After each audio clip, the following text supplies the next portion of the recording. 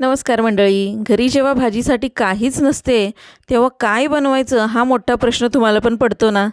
मग तेव्हा मी झटपट आणि खमंग अशी ही भाजी नक्की बनवते.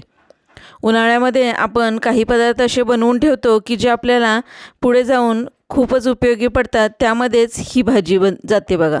कारण हे सांडगे जे आपण बनवून ठेवतो, ते कधीही एनी टाईम जेव्हा कधी भाजी आपल्याकडे नसेल काही बनवायला, त्यावेळेस आपण ही बनवू शकतो. आणि पावसाळ्यामध्ये तर एवढी भारी टेस्ट लागते ना याची, की 2 घास जास्तीचेच खाल्ले जातात, एवढी सुंदर ही भाजी बनते. त्यामुळे खूपच कमी साहित्यामध्ये अगदी काही मिनिटात तयार होणारी ही भाजी चवीलाही एकदम जबरदस्त लागते बरं का. ही पारंपरिक महाराष्ट्रीयन भाजी चपाती भाकरी किंवा भातासोबतसुद्धा मस्त लागते. जेव्हा घरी भाजी नसते किंवा काहीतरी टेस्टी बनवायचं असतं ना, तेव्हा ही रेसिपी मी नक्की ट्राय करते. त्यामुळे तुमच्या घरी पण जर सांडगे असतील किंवा नसले ना, तरी तुम्ही बाजारातून नक्की विकत घेऊन आणून ठेवा.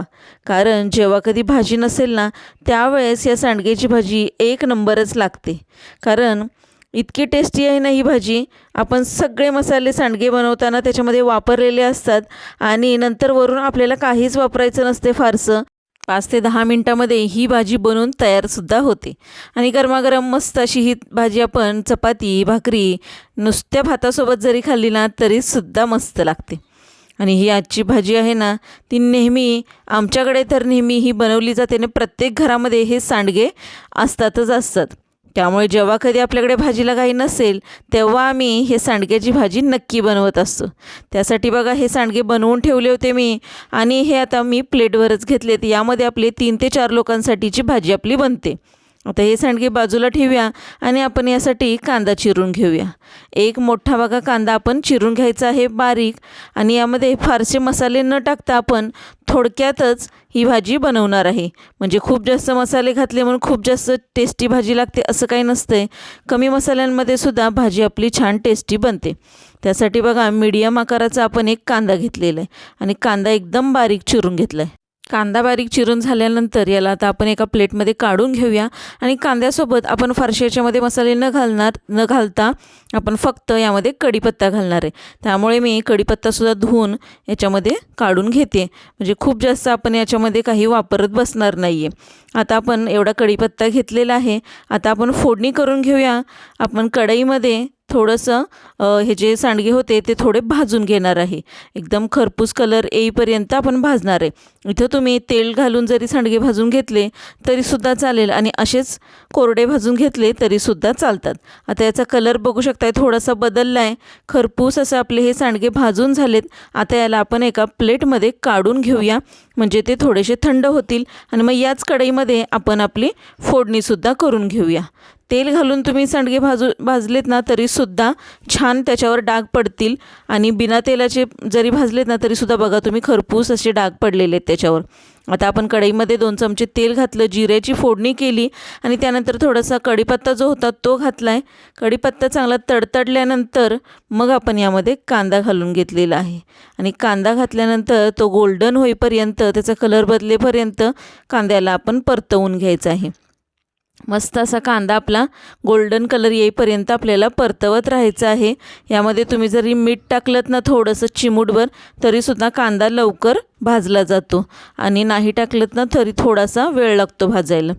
तर माझा कांदा चांगला परतवून झालेला आहे. आपण यामध्ये आता मसाले घालून घेऊया. अर्धा चमचा हळद घातले आणि लाल तिखट तुमच्या तिखटाच्या अंदाजाने घाला. मी इथं लाल तिखट ना 1 ते 1.5 चमचाच घालणार आहे. म्हणजे खूप जास्त ही भाजी तिखट नको आहे आम्हाला, म्हणून 1-1.5 चमचा मी लाल तिखट घातलेलं आहे. ते सुद्धा चांगलं मिक्स करून घेतलं आणि नंतर मग आपण याच्यामध्ये सांडगे घालून घेतलेत आणि सांडगे घातल्यानंतर आपण याला चांगलं मिक्स करून घेऊया. हा जो सगळा मसाला यामध्ये आपण घातला आहे तो आपल्या या सांडग्यांमध्ये छान असा मिक्स करून घ्यायचा आणि नंतर मग आपण यामध्ये थोडंसं पाणी घालून याला शिजवून घ्यायचं आहे. अगदी थोडं म्हणजे 1 वाटीभर आपण पाणी यामध्ये घातलेलं आहे. खूप जास्त पाणी जर घातलं तर ते खूप जास्त शिजतील आणि मग अख्खे सांडगे यामध्ये राहणार नाहीत. त्यामुळे जर अख्खा सांडगा याच्यामध्ये तुम्हाला हवा असतील तर तुम्ही थोडं कमी पाणी घालायचं आणि मग शिजवून घ्यायचं. चवीनुसार मीठ घातले आणि झाकून ठेवलं आणि 5च मिनटामध्ये आपले सांडग्याची भाजी तयार झालेली. आणि नक्की बघायचं बरं का हा सांडगा शिजला आहे का नाही, एकदा नक्की चेक करायचं. आता बघू शकताय, मी बघितला हा सांडगा एकदम छान शिजलेला आहे. खूप जास्त आपल्याला याला गीर शिजवायचं नाही आहे. 2 चमचे इथे शेंगदाण्याचं कूट घातलं आहे, कारण शेंगदाण्याच्या कुटाशिवाय तर कुठलीच भाजी आपल्याकडे पूर्ण होत नाही. प्रत्येक भाजीमध्ये आपल्याला शेंगदाण्याचं कूट हे लागतं. मस्त अशी बघा आपली भाजी तयार झाली आहे. वरून कोथिंबीर घातली आहे आणि मस्त अशी आपली सांडग्याची भाजी 5च मिनटामध्ये तयार झाली. भाकरी असू दे, चपाती असू दे किंवा भातासोबत जरी नुसते गरम गरम भातासोबत जरी खाल्ली ना तरीसुद्धा एक नंबरच लागणार आहे. त्यामुळे ही रेसिपी तुम्ही अजिबात स्किप करू नका. पटापट सगळा व्हिडिओ बघा आणि मग तुम्ही हे सांडगे जर नसतील घरी ना तर ते आणा बाजारातून आणि ही भाजी नक्की घरी बनवा. माझा व्हिडिओ जर आवडला असेल तर व्हिडिओला नक्की लाईक, शेअर आणि सबस्क्राईब करा. थँक्यू.